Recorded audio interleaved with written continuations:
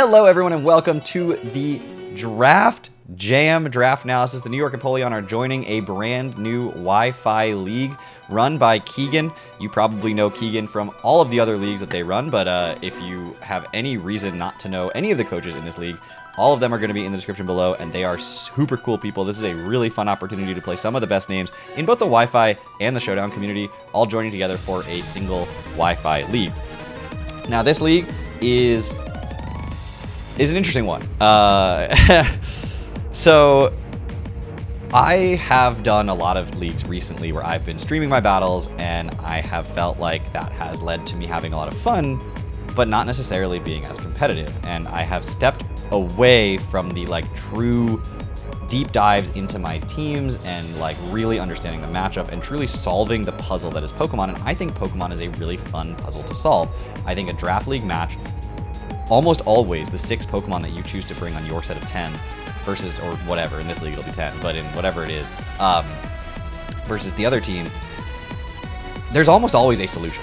You can almost always puzzle out and tease out what is the most likely way to win the game. And I used to love that. I used to spend hours every single week analyzing, prepping, calcing, mocking, just trying to get to the point where I was like, I'm going to this battle so well prepared that there is so little my opponent actually has agency for going into the battle itself.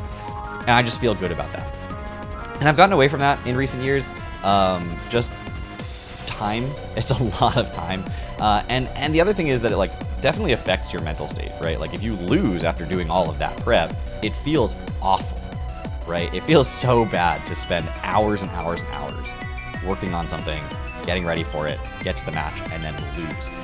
I very rarely at the time lost in an embarrassing way. Occasionally it was oh, they set up and I was not prepared for it, but usually it was a grueling, grinding affair.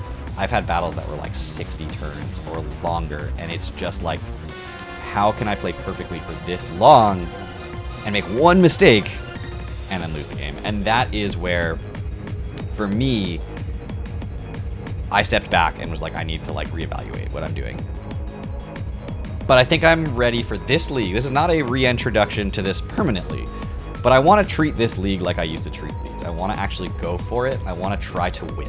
I have not actually tried to win in a long time. I've just kind of vibed and had a good time. And it has led to me winning at a lower percentage than I used to, and it has led to me having a lot more interesting battles where it's just ooh, chaos, let's solve the puzzle in the moment with the team that I'm using as opposed to solve it in prep.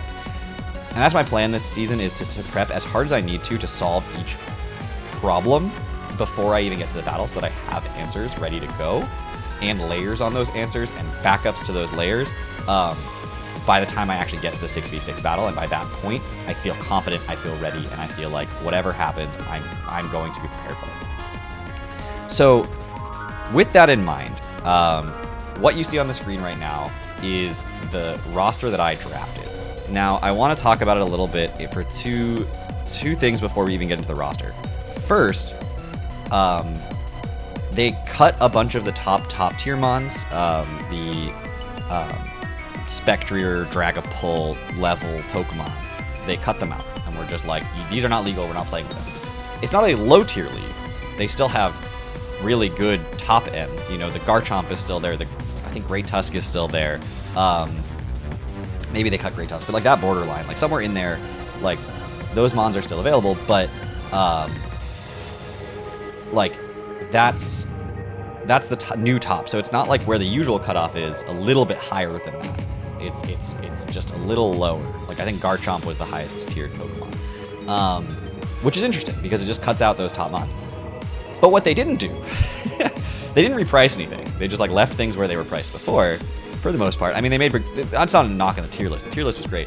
Well thought out tier list, but they gave us 110 points for 10 mons.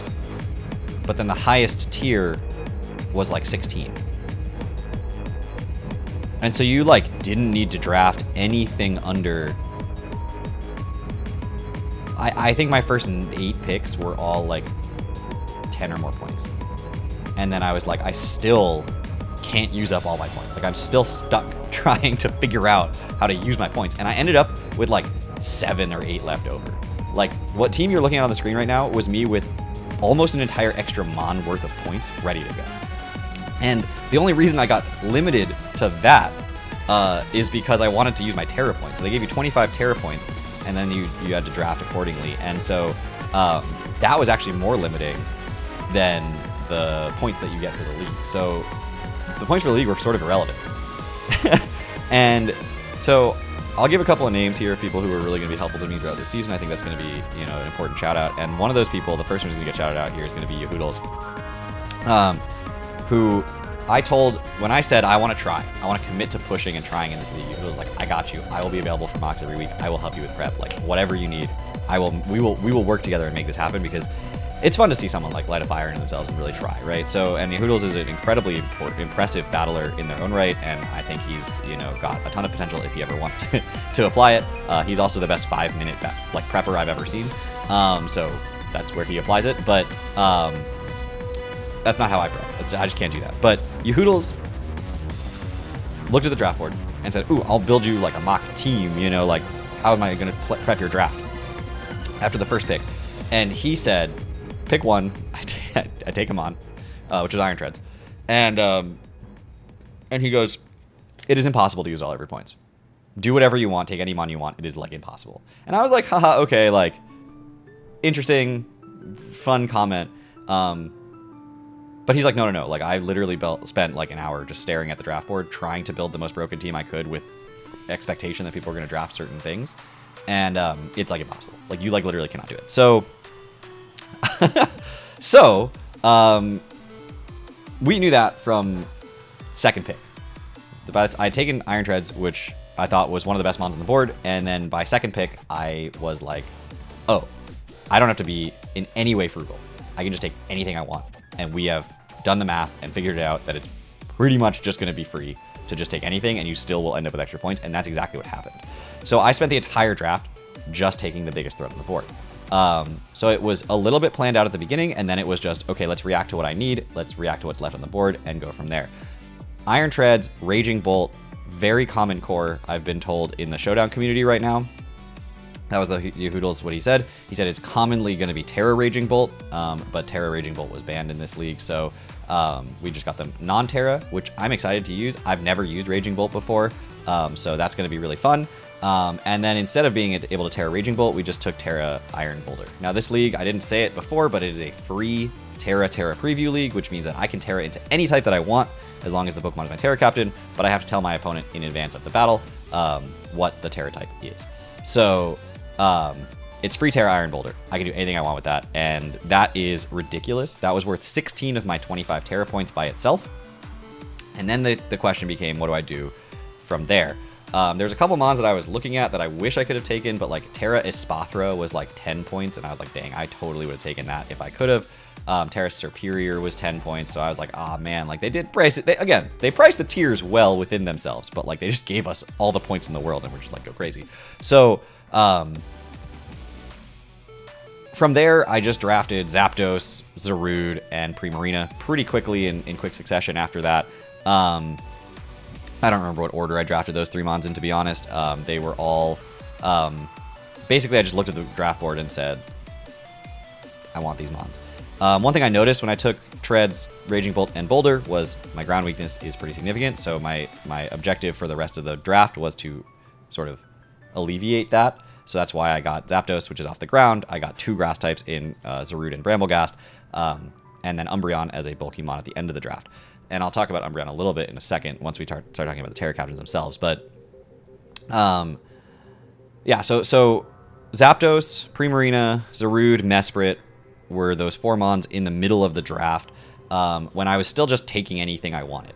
So basically, it would come to my pick, and I would just stare at the draft board and say, okay, what do we want with this pick?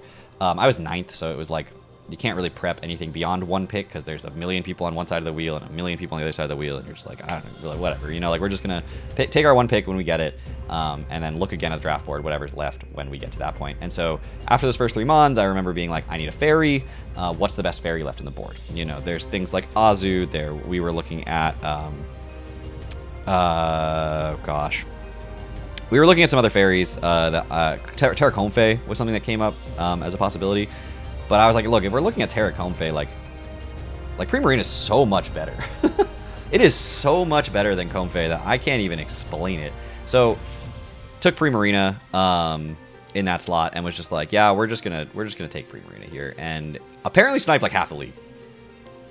I had not thought to draft Primarina up until that point. I mean, it was on my radar, obviously, as a mon that is good, and it fit the team really well, but I was like, not like, oh, Primarina's on my like planned draft, but like then all of a sudden I sniped like half the league with it. So that was fun. I don't think Galarian Zapdos sniped anybody. Zarude actually sniped a few people as well. I've never drafted Zarude before. I'd never really been tempted to draft Zarude before. It just seemed fun, and it fit, you know, what I needed. Gave me some interesting typings and an offensive mon with support moves like knockoff and stuff.